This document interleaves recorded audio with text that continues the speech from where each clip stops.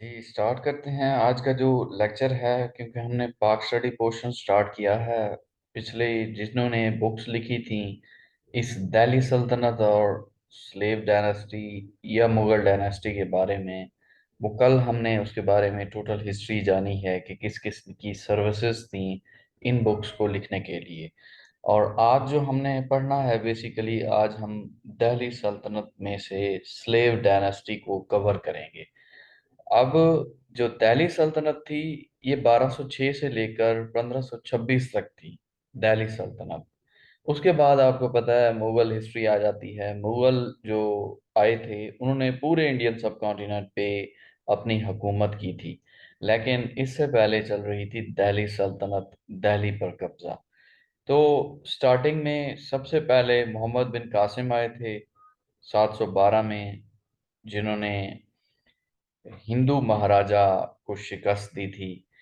और फिर उनके जाने के बाद फिर महमूद गजनवी आए थे, जिन्होंने सोमनाथ का मंदिर भी तोड़ा और इंडिया में पड़ाव डाला, लूटा। वहां से बहुत ज्यादा माल इकट्ठा हुआ और लूट कर चले गए। उन्होंने यहाँ पे कोई गवर्नमेंट नहीं की थी, यहाँ पे कोई अपनी पूरी स्ट्रक्चर लेकर नहीं आए थे। वो एक स्पेशल आर्मी के तहत आए, और जब उनको मालूम हुआ कि सारी चीजें हमने यहाँ से ग्रैब कर ली हैं, लूट ली हैं, हासिल कर ली हैं, वो यहाँ से चले गए। उसके बाद महमूद गौरी आए थे। महमूद गौरी ने फिर जंग लड़ी पृथ्वीराज के खिलाफ 1191 में, 1191 में पृथ्वीराज ने उन्हें शिकस्त दे दी थी। वो वहां से फिर मूव ऑन हो गए, लेकिन वही वहीं रहे, 1 साल तक तैयारी करते रहे। अगले साल सेकंड बैटल ऑफ तारायन में फिर दोबारा से वो लड़े पृथ्वीराज के खिलाफ, और वहां से उन्हें विन हुआ। वहां से जीतने के बाद वो दिल्ली पर उन्होंने अपनी हुकूमत जमाई। उसके बाद उन्होंने एक गुलाम थे जिनका नाम कुतुबुद्दीन ऐबिक था, उनको अडॉप्ट किया। तो कुतुबुद्दीन ऐबिक जब गवर्नर के तौर पे आए, बाद में महमूद गौरी की डेथ के बाद उन्होंने स्लेव डायनेस्टी का इफ्तिताह किया, स्टार्ट किया, क्योंकि वो पहले गुलाम थे। इस डायनेस्टी को ममलूक डायनेस्टी भी कहा जाता है, स्लेव डायनेस्टी भी कहा जाता है। स्लेव डायनेस्टी बेसिकली 1206 से 1290 तक थी। आज हम स्लेव डायनेस्टी को कंप्लीट कवर करते हैं कि इसमें कौन कौन से महाराजा आए थे, किस किस ने किस तरह की सर्विसेज दी, क्या क्या काम कराए, और किस तरीके से गवर्नमेंट को रन किया। आज वो टोटल उनकी डिटेल में हम पढ़ते हैं। सो स्टार्ट करते हैं। सबसे पहले देखें, दिल्ली सल्तनत में स्लेव डायनेस्टी थी 1206 से लेकर 1290 तक। उसके बाद खिलजी डायनेस्टी आई 1290 से 1320 तक। खिलजी डायनेस्टी बहुत कम टेन्योर के लिए आए थे, जस्ट 30 इयर्स बनते हैं। उसके बाद तुगलक डायनेस्टी आई 1320 से 1414 तक, जो कि काफी लेंथी टेन्योर है बाकी बाकियों की निस्बत। उसके बाद सादात डायनेस्टी आई, सैयद डायनेस्टी 1414 से 1450 तक, ये भी कम टेन्योर के लिए रहे। उसके बाद 1451 से लेकर 1526 तक रहे लोधी डायनेस्टी। लोधी डायनेस्टी आखिरी महाराजा इब्राहिम लोधी था, जिसको बाबर ने शिकस्त दी थी, और यहाँ से मुगल अंपायर की इफ्तिताह हुआ, स्टार्ट हुआ। तो ये जितनी भी डायनेस्टीज हैं, 5 डायनेस्टी बनती हैं, इन्हें दिल्ली सल्तनत कहते हैं। दिल्ली पे कब्जा किया था इन 5 डायनेस्टीज में। उसके बाद मुगल टेन्योर स्टार्ट होता है, फिर हम मुगल टेन्योर पढ़ेंगे। तो इनको डायनेस्टी वाइज आज हम स्लेट डायनेस्टी को कवर करेंगे, फिर हम खिलजी और तुगलक को करेंगे, फिर सैयद और लोधी डायनेस्टी को कवर कर लेंगे। सो स्टार्ट करते हैं। स्लेव डायनेस्टी में जो इम्पोर्टेंट महाराजा थे, ये उनके नाम हैं, जिनमें बहुत फेमस जो महाराजा थे उनमें कुतुबुद्दीन ऐबिक थे, जिनकी काफ़ी ज़्यादा सर्विसेज थी। इन्होंने स्टार्ट किया था स्लेव डायनेस्टी को। कुतुबुद्दीन की डेथ के बाद फिर सुल्तान शमसुद्दीन अल्तमश आए थे, आपके सामने है। फिर इम्पोर्टेंट जो थी उनमें रज़िया सुल्ताना थी, बलबन भी बहुत इम्पोर्टेंट थे, इसके बारे में भी आज हमने पढ़ना है, और नासिरुद्दीन महमूद भी थे। ये 5 महाराजा ऐसे थे स्लेव डायनेस्टी में जिन्होंने काफी ज्यादा वर्क किया, जिनकी सर्विसेज काफी इम्पोर्टेंट कंसीडर की जाती हैं स्लेव डायनेस्टी में। और एग्जामिनेशन पॉइंट ऑफ व्यू से भी इन 5 में से एग्जाम में क्वेश्चंस आते हैं। स्लेव डायनेस्टी इम्पोर्टेंट है, इस वजह से हम इसको अब डीपली इन सारी चीजों को कवर करेंगे। सो स्टार्टिंग में हम जस्ट रीड आउट कर लेते हैं कि टोटल कितने महाराजा आए थे, उनके टेन्योर क्या थे। उनको बहुत ज़्यादा आप डीप तरीके से तैयार करने की ज़रूरत नहीं है। अगर आप देख लेते हैं इनके टेन्योर, वो फर्स्ट पूछ लेता है कौन था, लास्ट पूछ लेता है कौन था एग्जाम में। बाकी जो इम्पोर्टेंट है आज हम उनको कवर करेंगे। पहले महाराजा कुतुबुद्दीन ऐबक थे 1206 से 1210 तक। फिर शमसुद्दीन अल्तमश आए 1211 से 1236 तक रहे। फिर रजिया सुल्ताना आई, फीमेल थी, फर्स्ट एंड लास्ट फीमेल थी, जो कि 1236 से 1240 तक रही। फिर मुइजुद्दीन बहराम शाह आया था 1240 से 1242 तक। फिर अलाउद्दीन मसूद शाह आया था 1242 से 1246 तक। उसके बाद नासिरुद्दीन बलबन 1266 से 1287 तक। उसके बाद गयासुद्दीन बलबल 1266 से 1287 तक। फिर कैकुबाद आया 1287 से 1290 तक। केकुबाद रहा जो कि लास्ट महाराजा था स्लेव डायनेस्टी का। तो पहला और आखिरी आपको आना चाहिए। और जो अब इम्पोर्टेंट आपको बताऊंगा वो एग्जामिनेशन पॉइंट ऑफ व्यू से काफ़ी ज़्यादा इम्पोर्टेंट थे। अब देखें, स्लेव डायनेस्टी को ममलूक डायनेस्टी भी कहते हैं। अब स्लेव डायनेस्टी तो चलती ही आ रही थी। देखें, स्लेव वो होता है जो नस्ल दर नस्ल गुलामाना खानदान से आ रहा है, बिक रहा है, किसी महाराजा की सर्विसेज कर रहा है। मींस उसका दादा भी गुलाम था, उसका बाप भी गुलाम था, वो खुद भी गुलाम है, उसके आने वाले जो नस्लें हैं वो भी गुलाम होगी। तो उसको स्लेव डायनेस्टी कहा जाता है। ममलूक डायनेस्टी में उसका जो दादा या बाप है वो गुलाम नहीं थे, वो पहली दफा गुलाम हुए, उसको ममलूक डायनेस्टी कहा जाता है। सो इसलिए ममलूक डायनेस्टी और स्लेव डायनेस्टी दोनों नाम इसके हैं। इसका मतलब है किसी भी महाराजा के अंडर काम करना एज ए गुलामाना तौर पे। और ये ओरिजिनेट हुआ था बेसिकली जब तुर्क में खिलाफत हुआ करती थी, खलीफा खानदान थे।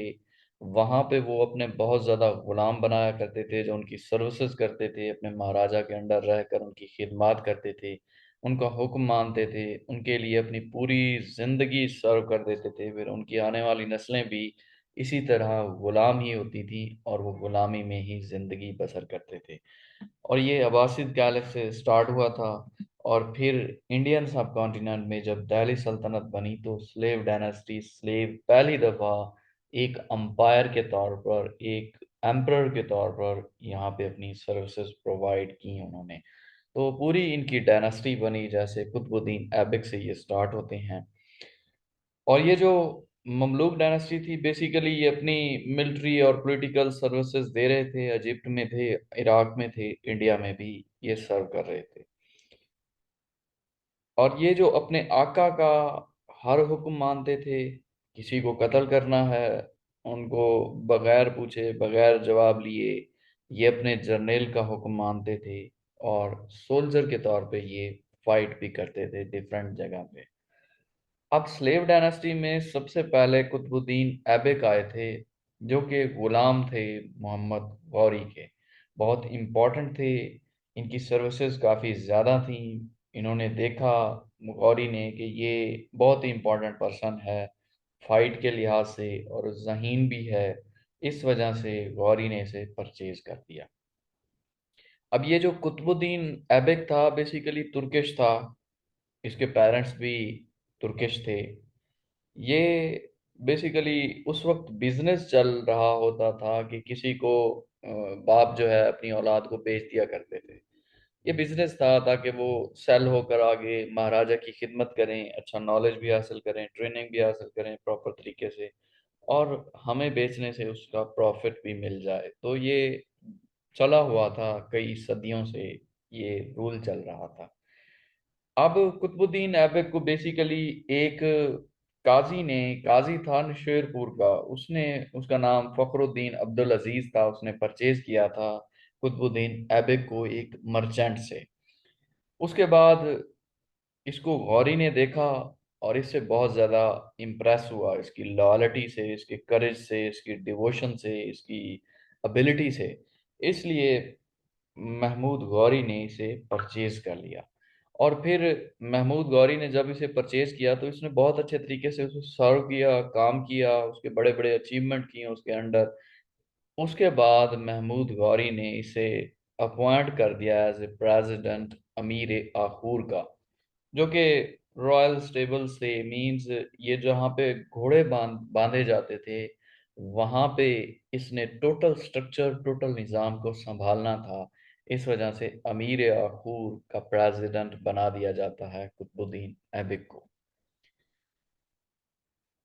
अब गौरी के अंडर गयासुद्दीन महमूद भी गुलाम थे, जो कि अपनी सर्विसेज दे रहे थे, बहुत काबिल थे। यल्दुज भी थे, कबाचा भी थे, और अली मर्दान भी थे। बहुत प्रोमिनेंट स्लेव थे, बहुत प्रोमिनेंट गुलाम थे गौरी के, जिनमें कुतुबुद्दीन ऐबक भी शामिल थे।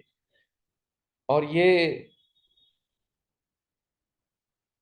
बाद में जो जब रूल पे आया कुतुबुद्दीन ऐबक, क्योंकि गौरी की डेथ हो चुकी थी, जब गौरी की डेथ हुई 1206 में, ये बहुत ही इम्पोर्टेंट जर्नेल के तौर पर सामने आ चुका था।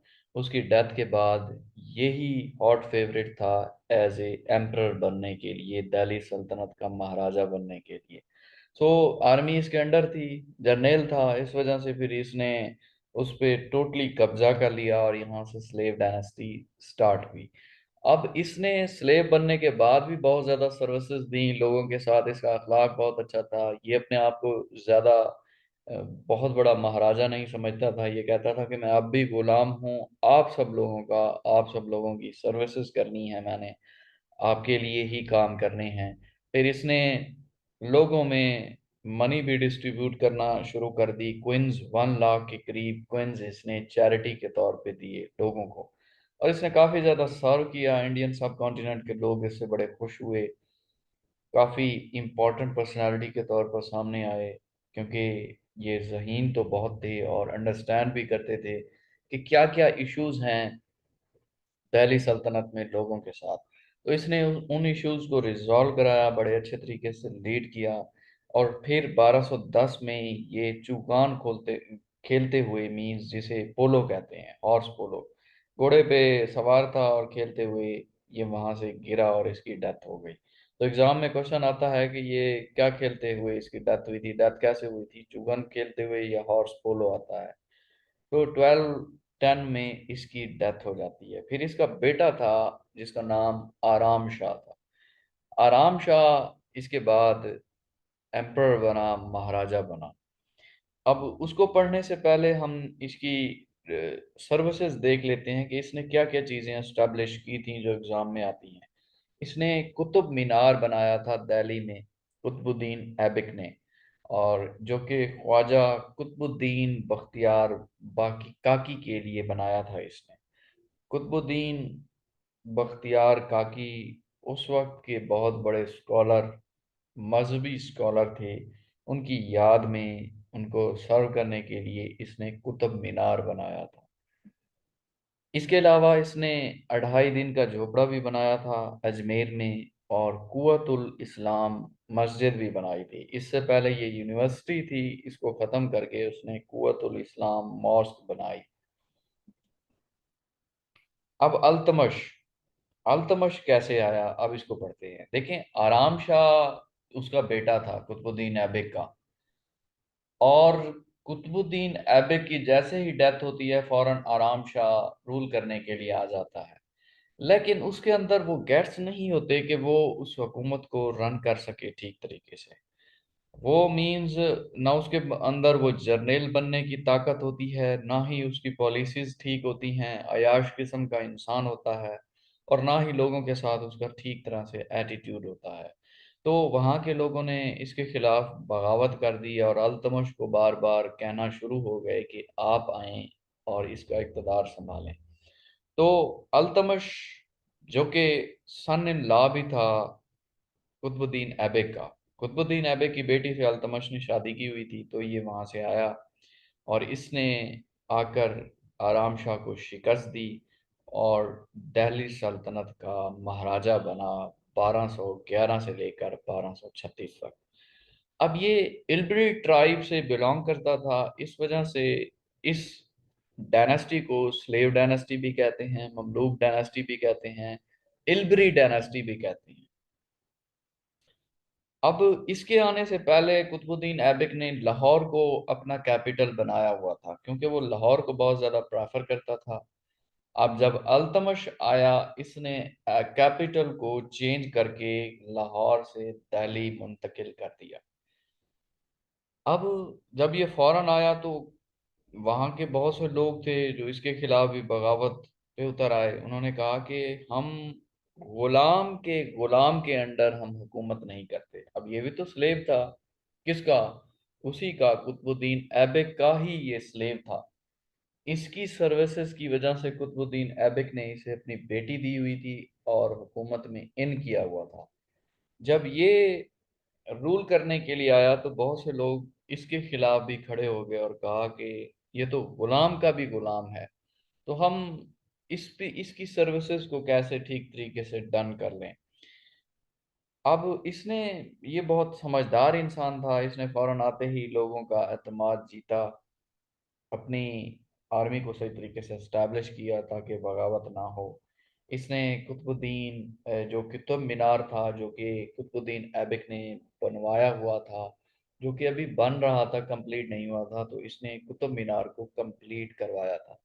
अब एग्जाम में क्वेश्चन आता है कि स्टार्ट किसने कराया था, कुतुब मीनार बनाया किसने था, फिर गौरी आएगा, ये कुतुबुद्दीन ऐबक आएगा। और अगर यूं आए कि कंप्लीट किसने कराया था, मुकम्मल कंप्लीट करवाया था अल्तमश ने, तो ये दो क्वेश्चन बनते हैं इससे।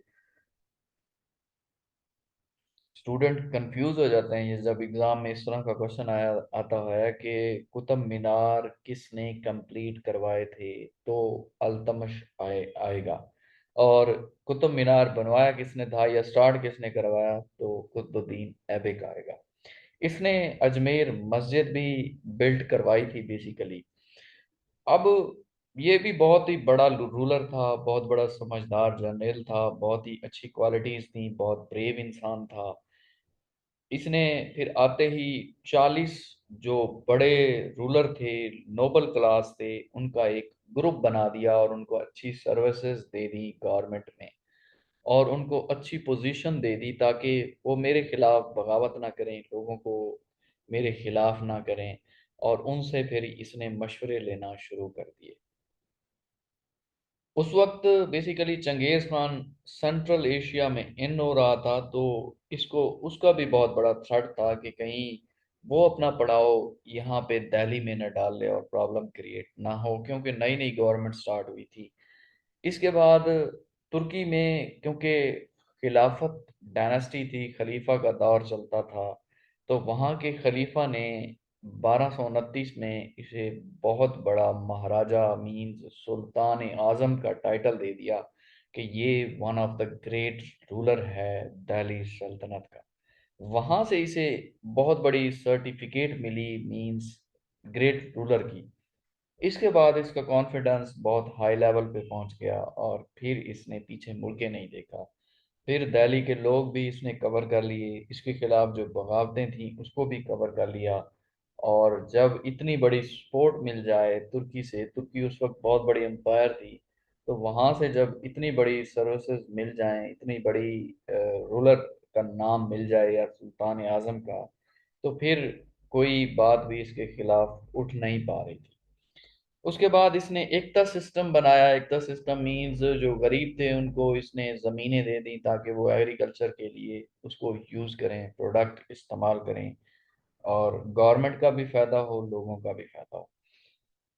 और इसने कैपिटल को शिफ्ट कर दिया लाहौर से दिल्ली। सो ये क्वेश्चन आता है, who shifted the capital from Lahore to Delhi? Iltutmish आएगा इसका राइट ऑप्शन। अल्तमश ने आते ही अपना एक सिक्का बनाया, मींस जो करेंसी थी उसको सही तरीके से डेवलप की, कॉइन्स बनाया, और कॉइन्स पे इसने अरेबिक में वर्ड लिखे। पहली दफा इसने कॉइन्स अडॉप्ट करवाए थे, जिसे सिल्वर टका के नाम से।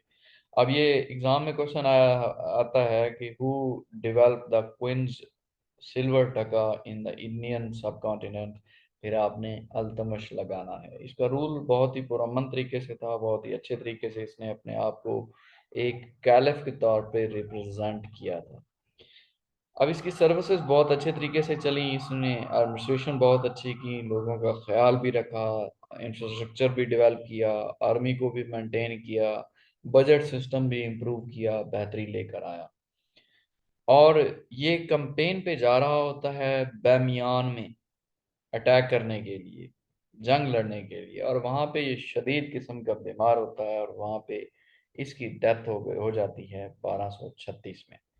तो अल्तमश मारा जाता है, मींस मर जाता है 1236 में। 1236 में यहाँ पे इसका जो रूल है वो एंड हो जाता है।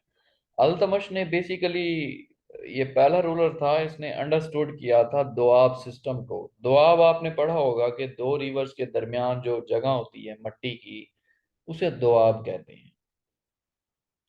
अब इसने कहा कि वो जो मट्टी है वो बहुत ज्यादा जरखेज होती है, क्योंकि पानी लेकर आया होता है उस मट्टी को, और वो मट्टी बहुत ही जरखेज है, एग्रीकल्चर प्रोडक्ट के लिए बहुत ही कैपेबल है। और इसने मशवरा दिया तो एग्रीकल्चर प्रोडक्ट वहाँ पे उगना शुरू हुई, तो उससे इकोनॉमी जो है बहुत ज़्यादा जनरेट हुई। इसने बहुत अच्छे तरीके से उसको भी रन किया था। अब अल्तमश की सर्विसेज क्या थी? बेसिकली अल्तमश ने जामिया मस्जिद बनवाई थी बदून में, और गेट ऑफ अटारकन भी बिल्ड करवाया था नागौर में, और इसने एक स्कूल भी एस्टैब्लिश किया था दिल्ली में। अल्तमश का टॉम जो है मिज़ार है दिल्ली में। इम्पोर्टेंट क्वेश्चन है कि अल्तमश का मिज़ार कहाँ पे है? दिल्ली में है। 1236 में ये मर जाता है। इसके बाद ऑप्शन होता है, इसकी बेटी होती है रजिया सुल्ताना, और इसका बेटा एक होता है रुकनुद्दीन फिरोज। लेकिन जो रुकनुद्दीन फिरोज होता है उसमें वो एबिलिटीज नहीं बनती, उसमें वो एबिलिटीज होती नहीं है महाराजा बनने की। जबकि जो रजिया सुल्ताना है, इसके अंदर हर वो गेट्स होते हैं कि वो महारानी बने, इस दिल्ली सल्तनत को अच्छे तरीके से रूल करने के लिए हर कैपेबिलिटी की उसके पास एबिलिटी होती है। अब वहाँ के लोग, या नोबल क्लास थी, जितने भी लोग थे, वो इसके अगेंस्ट हो गया रजिया सुल्ताना के। उन्होंने कहा कि हम कैसे काम कर सकते हैं, एक औरत के अंडर हम काम नहीं कर सकते। ये उनके एथिक्स के, उन्होंने कहा हमारे खिलाफ है। एक औरत को हम सल्यूट करें, उसकी पूजा करें, उसकी इतनी इज्जत करें, उसको इतनी बड़ी अथॉरिटी दें कि वो पूरी दिल्ली सल्तनत को चलाए। तो इस वजह से फिर रुकनुद्दीन फिरोज को कुछ अरसे के लिए महाराजा बनाया गया। अब रुकनुद्दीन फिरोज के अंदर तो वो एबिलिटी थी नहीं कि वो सही तरीके से उसको रन कर सके। तो उसके खिलाफ चंद ही मंथ बाद बहुत बड़ी बगावत शुरू होती है, फिर उसको हटा दिया जाता है। फिर आखिरकार रजिया सुल्ताना, जो कि पहली और आखिरी एम्परर थी, वो रजिया सुल्ताना महारानी बनकर आ जाती हैं, और 1236 से लेकर 1240 तक दिल्ली सल्तनत पे रूल करती हैं। बहुत ही समझदार होती हैं, और इन्हें रजिया उल दीन का टाइटल भी दिया जाता है, इसे रजिया उल दीन भी कहा जाता है। अब उस वक्त ट्रेंड था कि आपने पर्दे में आना है, आपने स्कार्फ करना है। लेकिन जब ये महारानी बनती हैं तो ये उस चीज़ को साइड पे रख देती हैं, और एक जो महारानी का ड्रेस होता है उसको पहनकर ये सामने आती हैं। अब बठिंडा का जो गवर्नर होता है बेसिकली, वो इसके खिलाफ बहुत ज़्यादा खिलाफ होता है इसके, और वो जंग लगाने के लिए इसकी तरफ मूव करता है। अभी से ये पता चल जाता है कि ये अगर जंग लगी तो शायद मैं, मेरे हारने के ज़्यादा चांसेस हैं, क्योंकि मैं नई नई हुकूमत पे आई हूँ, और मैं सही तरीके से इसको हैंडल नहीं कर पाऊंगी। मेरी आर्मी भी इतनी ज़्यादा स्ट्रांग नहीं है कि उसका मुकाबला कर सके। तो ये फिर उससे शादी कर लेती हैं। बठिंडा के गवर्नर, जिसका नाम अल्तूनिया होता है, मलिक इफ्तिखारुद्दीन अल्तूनिया, उससे ये शादी का पैगाम भिजवाती हैं और वो इस बात पे एग्री हो जाता है, तो ये उससे शादी कर लेती हैं। अब ये दिल्ली सल्तनत की महारानी है और वो बठिंडा का गवर्नर। अब इसकी सर्विसेज बहुत ज़्यादा होती हैं, बड़े अच्छे तरीके से ये काम कर रही होती हैं, रूल बहुत खूबसूरत तरीके से करती हैं, हर तरह का निज़ाम, गवर्नेंस हो, आर्मी हो, सारी चीज़ें 4 साल तक बहुत ही अच्छे तरीके से बखूबी निभाती हैं। अब ये जो उसका हस्बैंड होता है मलिक मलिक इफ्तिखारुद्दीन, इसके अंदर ये ख्याल आता है कि क्यों ना मैं इसको कत्ल करवा दूं और इसकी जगह खुद महाराजा बनूं। तो ये जो इक्तदार का नशा होता है ये बहुत बड़ा होता है, ये नहीं देखता कि कौन किसका बाप है, भाई है, बीवी है, बेटा है, क्या है। ये माजी में जब हम हिस्ट्री पढ़कर देखते हैं तो दिल्ली सल्तनत हो, इंडियन सब कॉन्टिनेंट हो या दुनिया में कहीं भी हो, इक्तदार की खातिर बेटों ने कई दफा अपने बाप का भी कत्ल किया, भाइयों का भी किया, बहनों का भी किया। तो इसके अंदर ये ख्याल आता है कि मैं क्यों ना इसका कत्ल कर दूं और खुद यहाँ का महाराजा बनूं, यहाँ दिल्ली सल्तनत पे कब्जा करूं। सो ये रिपोर्ट किया जाता है डिफरेंट जगह पे। इसका फिर भाई भी इसके खिलाफ था, क्योंकि जिसको ये साइड लाइन करके आई थी वो इसके अगेंस्ट था, जिसका नाम बहराम शाह था। तो इसके भाई बहराम शाह की भी यही ख्वाहिश थी कि अब इसको किसी न किसी तरीके से कत्ल करना है।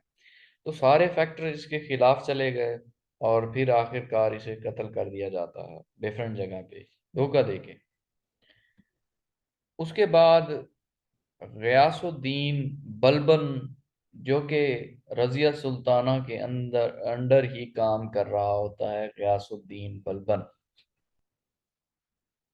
और ये काफी सालों से इनके अंडर होता है, इंपॉर्टेंट पोजीशन पे होता है, सारी चीजें हैंडल करके देखी होती हैं, किस तरीके से क्या स्ट्रक्चर चल रहा है इसको सारा पता होता है।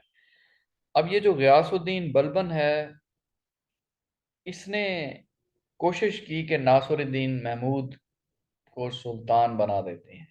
अब नासिरुद्दीन महमूद जो था इसका स्पेशल पर्सन था, इसने कहा मैं डायरेक्टली आऊं तो मेरे लिए प्रॉब्लम क्रिएट हो सकती है, क्यों ना मैं फेवर करूं, अपनी फेवर का वोट नासिरुद्दीन महमूद को दूं, उसको मैं महाराजा बना देता हूं और पीछे से जो गवर्नमेंट है या जो भी ऑर्डर है वो मैं बैठ के करूं। अब अपनी इस एक्टिविटी में ये कामयाब हो जाता है, क्योंकि कोई स्पेशल रूलर तो था नहीं। जब बठिंडा का गवर्नर उसको कत्ल करवाता है तो वो भी इतना स्ट्रॉन्ग कैंडिडेट नहीं होता, और इसका जो भाई होता है बैराम शाह, वो भी कोई स्ट्रॉन्ग कैंडिडेट नहीं होता, क्योंकि चंद माह पहले, चंद माह तक ही उसको रखा जाता है, उसके अंदर वो एबिलिटी ही नहीं होती। इस वजह से गयासुद्दीन बलबन इस चीज़ को भांप लेता है और अपने एक स्पेशल पर्सन नासिरुद्दीन महमूद को सुल्तान बना लेता है।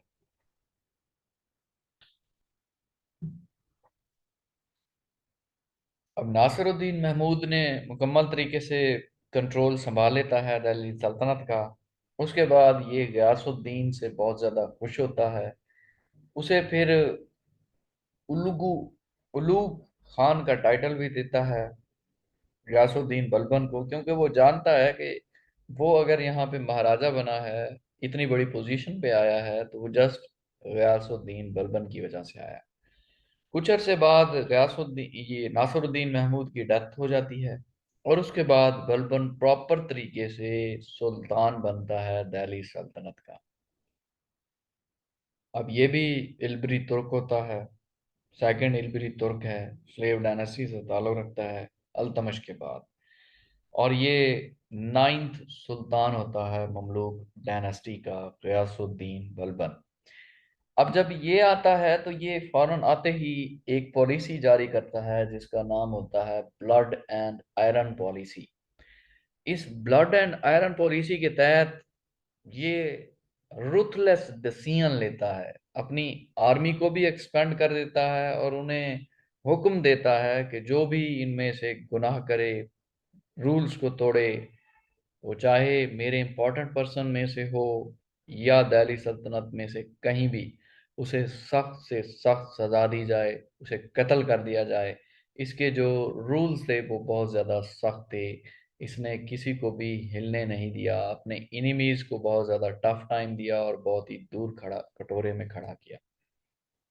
इसने फिर सबको ऑर्डर दिया कि मेरे यहाँ आने से पहले सर झुकाकर आए, सजदा करें मुझे। उसके बाद इसने कहा कि सुल्तान के पाँव को भी चूमा जाए, और जो कि एक सुप्रीमेसी की अलामत है। इसने बहुत ही स्ट्रिक्ट पॉलिसीज लगाई बलबन ने। और इसने जो नोबल क्लास थी उसको बहुत ज़्यादा खुश रखा, उनके लिए बड़े बड़े इवेंट्स कराए, उनको बहुत ज़्यादा सराहा, उनको बहुत ज़्यादा माल दिया। तो वो सब लॉयल जो नोबल्स थे वो इससे बहुत ज़्यादा खुश थे। अब इसने एक दीवान अर्ज के नाम से एक डिपार्टमेंट बनाया, मींस प्रॉपर स्ट्रक्चर बनाया आर्मी का। इससे पहले आर्मी का प्रॉपर कोई स्ट्रक्चर नहीं होता था। जब भी कोई महाराजा दिल्ली सल्तनत पे अटैक करता था, तो जब वो बुलावा देता था कि इस पे अटैक होने वाला है, मींस 1-2 मंथ पहले ही पता चल जाता था, या 15 डेज पहले। तो आर्जी तौर पे तमाम लोगों को, यंग लोग जितने भी हैं उनको बुलाकर आर्मी में एंटर किया जाता, उनके अंडर हथियार दे दिए जाते और वो फाइट करते थे, लड़ते थे। प्रॉपर स्ट्रक्चर उस वक्त नहीं होता था आर्मी का, जिस तरह पाकिस्तान में है, इंडिया में है, या जिस डिफरेंट कंट्रीज हैं, अब तो सब में है। तो उस वक्त दिल्ली सल्तनत के पास ये अपॉर्चुनिटी नहीं थी, क्योंकि बजट ही इतना ज़्यादा नहीं था। लेकिन इसने, बलबन ने, दीवान अर्ज के नाम से एक डिपार्टमेंट स्ट्रक्चर बनाया, और इसने आर्मी को प्रॉपर तरीके से इस्टेब्लिश किया कि वो मेंटेन करें लॉ एंड ऑर्डर को, और जो भी फाइट करने के लिए आए उसे शिकस्त दें, प्रॉपर तरीके से ट्रेनिंग हासिल करें। इस तरह आर्मी काफ़ी ज़्यादा डेवलप हुई। अब इसकी डेथ के बाद इसके जो ग्रैंडसन थे, जिनका नाम काकूबाद था, वो आए, दिल्ली सल्तनत पे बैठे। काकूबाद डाइड हो गए 1290 में। और उसके बाद, काकूबाद की डेथ के बाद, इसका जो उसका जो बेटा होता है, 3 साल का होता है जस्ट, उसका नाम शमसुद्दीन कैमूर्स होता है। शमसुद्दीन कैमूर्स जस्ट 3 इयर्स का होता है और उसे एम्परर बना दिया जाता है। अब आप खुद सोचें, जो बच्चा 3 साल का है वो कहाँ से हुकूमत करेगा, कहाँ से दिल्ली सल्तनत को स्ट्रक्चर देगा, कहाँ से आर्गुमेंट देगा। तो दिल्ली सल्तनत यहाँ पे स्लेव डायनेस्टी की काफ़ी ज़्यादा कमज़ोर हो जाती है, क्योंकि यहाँ पे कोई महाराजा तो है नहीं। अब जो आर्मी है या डिफरेंट लोग हैं वो किसकी माने। अब 3 इयर्स चाइल्ड क्या इंस्ट्रक्शन देगा, इस वजह से जो स्लेव डायनेस्टी का स्ट्रक्चर होता है वो काफ़ी ज़्यादा कमज़ोर हो जाता है।